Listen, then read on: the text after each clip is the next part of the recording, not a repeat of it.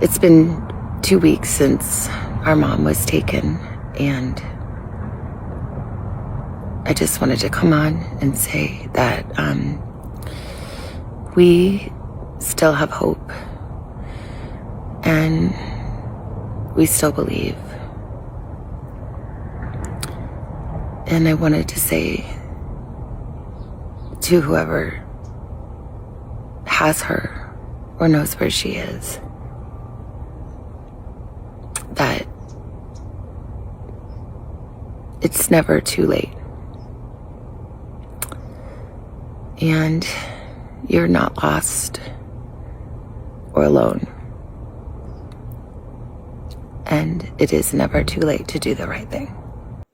This is Cameron Guthrie. I'm speaking for the Guthrie family. Whoever is out there holding our mother, we want to hear from you. We haven't heard anything directly. We need you to reach out, and we need a way to communicate with you so we can move forward. But first, we have to know that you have our mom. We want to talk to you, and we are waiting for contact. We are now beginning week 3 in the search for Nancy Guthrie. Her daughter, Savannah, posting a new video pleading for the captors to do the right thing. It's tough to watch because you can really see the heartbreak, the toll this is taking on her. 16 days. That's how long Savannah Guthrie has been waking up every single morning, not knowing where her mother is, not knowing if she's alive, not knowing if she's in pain. And 2 days ago, she picked up her phone, opened Instagram, looked into that camera, and said something that stopped people mid-scroll across the entire country. She said, "It's been 2 weeks since our mom was taken. We still have hope. We still believe." And then she said something that wasn't directed at her followers at all. She looked directly into that lens and spoke to whoever has her mother. It's never too late to do the right thing. Now, think about that for a moment, because that's not grief talking. That's strategy. That's a daughter who's been sitting with investigators, who knows details about this case that the public doesn't know, crafting a message aimed at one specific person, not asking them to turn themselves into police, not threatening consequences, just quietly, deliberately appealing to whatever conscience they might have left. It's never too late to do the right thing. The question that immediately follows is, why would Savannah believe that message would land? Who is she actually talking to? Because here's what we now know about this case that makes that Instagram post even more significant than it first appeared. The new developments that have emerged over the past week paint a picture that is far more disturbing, far more complex, and far closer to home than anyone initially imagined. And it starts with the night Nancy was taken, because we now have a minute-by-minute breakdown of what happened, and every single detail is more chilling than the last. Nancy had actually spent a perfectly normal evening with family on January 31st. Dinner, card games, the kind of quiet family night that nobody could have known would be the last one. She was dropped off at her secluded desert home in the Catalina foothills sometime around 9:50 p.m., and then the night went silent. Until 1:47 in the morning, when Nancy's doorbell camera suddenly disconnected. No storm, no power outage, no technical explanation ever offered. It simply went dark. Then at 2:12 a.m., the camera's software detected movement on the property, but captured no footage because the camera was already offline. Someone had made absolutely sure of that. And then at 2:28 a.m., something happened that stopped investigators cold. Nancy's pacemaker app disconnected. This woman has a pacemaker with a monitoring app, and at 2:28 in the morning, that connection went completely silent. Now, that could mean she was moved out of range. It could mean the device was interfered with. Or it could mean something far worse that law enforcement isn't prepared to say publicly yet. But what it tells us beyond any doubt is that something catastrophic happened to Nancy Guthrie in that 41-minute window between 1:47 and 2:28 a.m. And then came the detail that confirmed every worst fear investigators had walking into that property. Blood. Forensic testing confirmed that bloodstains found at the entrance of Nancy's home belonged to her. She was bleeding when she was taken. This was not a quiet abduction. This was violent and brutal. And whoever did this was not concerned about leaving evidence behind, which either means they were panicking or they were confident they wouldn't get caught. And both of those possibilities are deeply disturbing in their own different ways. The doorbell camera footage recovered by the FBI from backup servers showed a masked individual at Nancy's front door, armed, wearing a black ski mask, dark clothing, and gloves. But here's the detail that journalists and investigators keep coming back to. This person tried to physically remove the doorbell camera from its bracket. When they couldn't get it off, they smashed it. And that one act tells us something incredibly important. You don't smash a camera unless you know it's there. You don't target a specific piece of security equipment unless you have some familiarity with that property. A random burglar doesn't walk up to a house and immediately go for the camera. That level of awareness about the specific security setup of this home points strongly towards someone with inside knowledge, someone who had been there before, someone who knew exactly what they were dealing with. Now let's talk about the physical evidence that has been building up piece by piece, because this is where the investigation starts to take some very significant turns. The FBI identified the suspect's backpack as a black 25 Leader Ozark Trail hiker pack, a model sold exclusively at Walmart. And investigators didn't just note that detail and move on. They went to work. They reviewed surveillance footage at Walmart locations in Tucson. They obtained records from Walmart of every single Ozark Trail hiker pack purchased online and in stores over the past several months, and not just in Tucson, beyond the Tucson area entirely. That tells you they are building a profile of this suspect that goes beyond what they saw on that doorbell camera. They want to know where he bought that bag. They want to know when. They want to know how he paid for it. Then there's the glove. A black glove was found in a field near the side of a road approximately 2 miles from Nancy's home. And the FBI confirmed it appears to match the gloves worn by the suspect in the surveillance footage. But here's what makes this piece of evidence potentially case-breaking. That glove had DNA on it, and investigators collected around 16 gloves in total from the surrounding area.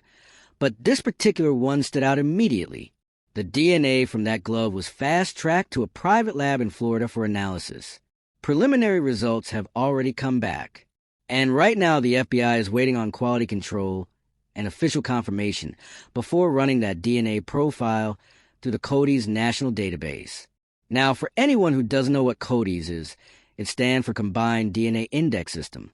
It's the FBI's national DNA database containing profiles from convicted offenders, arrested individuals, and forensic evidence from unsolved crimes. If the DNA from that glove belongs to someone who has ever been arrested or convicted of crime anywhere in the United States, there's a very strong chance investigators are about to get a name. A retired NYPD lieutenant who's been following this case closely called the preliminary results from that glove truly a breakthrough. And he added something that should give everyone following this case a significant amount of hope. He said even if the DNA doesn't match anyone currently in the CODIS database, investigators can pursue genealogical DNA analysis, the same technique that was used to identify Brian Kohlberger in the Idaho student murders, meaning they can trace the DNA through family members, through ancestry databases, through genetic relatives who may not even know their DNA is out there. Nobody hides from genealogical DNA forever. Nobody. Then came the Range Rover. This is one of the newest and most significant developments that hasn't received nearly enough attention. A Range Rover SUV was towed from the parking lot of a Culver's restaurant in the Tucson area late on a Friday, and investigators are now waiting for DNA evidence results from that vehicle. Think about the significance of that for a moment. A specific vehicle has been identified, located, towed, and is now being forensically examined. That doesn't happen randomly. That happens because something connected that vehicle to this crime. Whether the license plate caught on camera near Nancy's home that night, whether it's a tip from the public, whether it's data pulled from traffic cameras or license plate readers in the area, something pointed investigators directly to that Range Rover. And right now, forensic teams are going through every inch of it looking for traces of Nancy, traces of the suspect, or anything else that might tell them where she was taken. And then there's the second search operation. Authorities, including SWAT teams and forensics units, descended on a home on the edge of the Catalina Foothills neighborhood, not far from Nancy's property, executing a federal court-ordered search warrant. The sheriff confirmed the warrant was based on a specific lead they received. No arrests were made. But the fact that they obtained a federal court-ordered warrant means a judge reviewed evidence and agreed there was probable cause to search that property. You don't get a federal search warrant based on a hunch. You get it based on evidence. So whatever they found or didn't find at that location, the fact that they were there at all is significant. 2 separate persons of interest have now been detained and released without charges. The first was a man identified only as Carlos, detained during a traffic stop in Rio Rico, Arizona, about 60 miles south of Tucson. He was cooperative, interviewed, forensically examined, and released. No, they came out telling us that they had somebody gave a tip that the lady was in my house. I don't know her name. They told them, you can go in and search my house. There's nobody there. I have nothing to hide. There's nobody in my house. And I don't know what's going on. I mean, Carlos last name? Palazuelos, yeah. He has nothing to do with it either. Did he ever say anything about Nancy Guthrie? Nothing. Were you shocked? Oh, yeah, I was. Tell me. Come on, I mean, what do you expect me to do? They helped me against my will. They didn't read me my rights until 2 hours later. Okay? You know what I mean? My wrist is all fucking swollen. From the handcuffs. Like, and did you have any idea No. that this was about him? No. And do you know who Nancy Guthrie No. is? That's the problem. No, I don't know anything. You were like, where is this coming from? How did they come up on you? I don't know. Like, what, were you just driving around? Yeah, working. The second detention happened just days later, when a man was briefly held following activity near the Catalina Foothills neighborhood, also released without charges. 2 detentions, 2 releases, and an investigation that keeps pushing forward because whoever did this is still out there. But now we need to talk about the part of this case that nobody in the mainstream media quite knows how to handle. Because this is where things get really uncomfortable. This is where a credible journalist with a verified law enforcement source pointed a finger not at a stranger, not at a random suspect, but at someone who sat at that dinner table with Nancy Guthrie on the last night anyone saw her alive. Former CNN and News Nation host Ashley Banfield dropped what can only be described as a bombshell on her podcast Drop Dead Serious.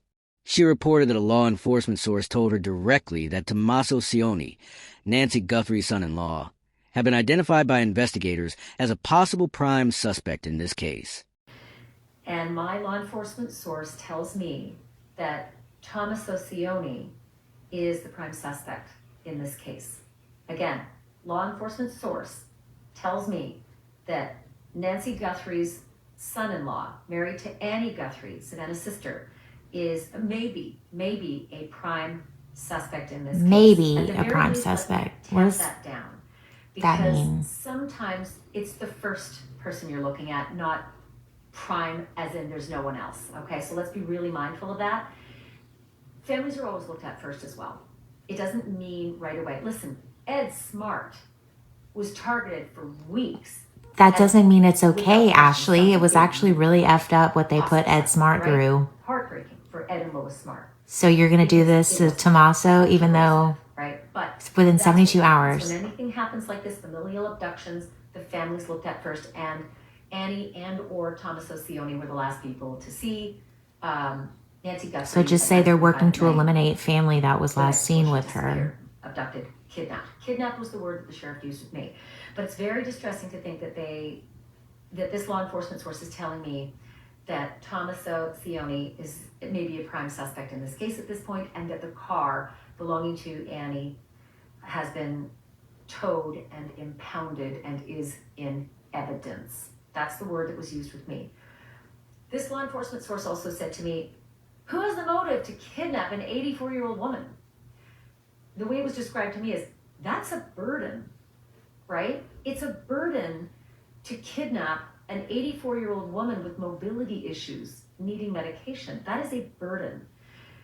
And then this law enforcement source said, so you look at people who would have a benefit to an 84-year-old woman going away, disappearing or dying. Sometimes it's somebody who has an insurance benefit from that. Sometimes it's somebody who may benefit because there's a debt, and that may be helpful. These are just musings, they are not evidence, okay? But they are musings from people I trust implicitly due to their longevity in the business of investigating this exact kind of thing. And the moment that name was spoken publicly, everything about this investigation shifted. So who is Tommaso Cioni? He's 50 years old, from Tucson, Arizona, and he is married to Annie Guthrie, who is Savannah Guthrie's sister. So he's not connected to Savannah's world of television and media. He's connected to the quieter, more private side of this family. The side that was gathered around that dinner table on January 31st playing card games with Nancy.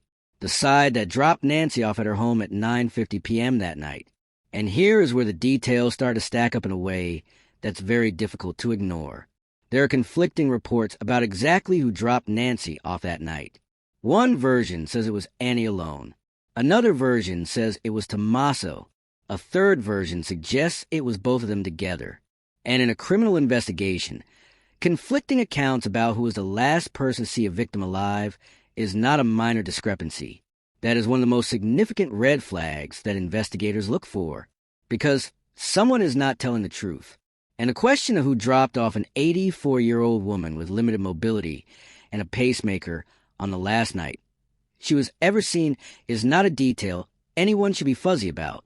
Banfield also reported that Annie Guthrie's car was towed and taken into evidence, and that there appears to be a specific connection between that vehicle and Tommaso Cioni. Now combine that with what we already know. Nancy's blood was found at the entrance of her home.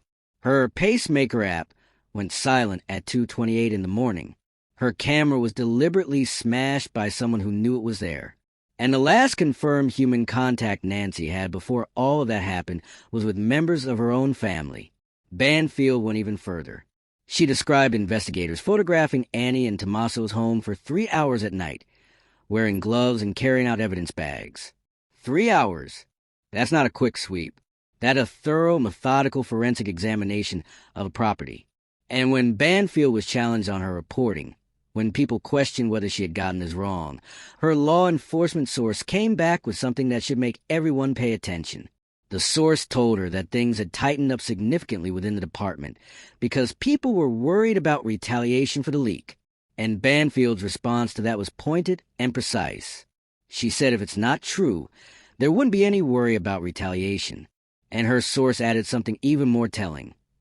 When they take shots at you, you're standing on the target. Now here is where it gets complicated, because Sheriff Chris Nanos came out swinging against Banfield's reporting. He called it reckless. He stood at a podium and said his department does not have anyone listed as a suspect. And then in the same breath, he said something that every single person following this case should have caught immediately. He said nobody is eliminated. Those two statements exist in the same press conference. Nobody is a suspect, but nobody is eliminated either. That is not a contradiction.